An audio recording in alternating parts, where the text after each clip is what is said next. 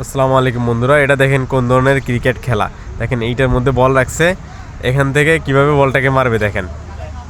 এটা পাকিস্তানিদের একটা খেলা, দেখেন বলটাকে কিভাবে মারে।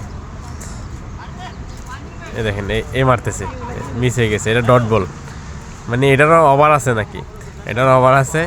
ডট বল হলে ডট বল, আর এখান থেকে মারবে, মারা বাউন্ডারি আছে, 4 ছক্কা হবে। দেখেন মারছে, ওই দেখেন ফিল্ডিংও আছে, ওই দেখেন ফিল্ডিং তো দিয়ে বল ধরতেছে, ধরছে ফিল্ডিং যে ওখানে ধরছে। যদি বাউন্ডারি না হয়, যদি ওখান থেকে থ্রো করে, থ্রোটা যদি আইসে আবার ইটগুলোয় লাগে তাইলে আবার আউট।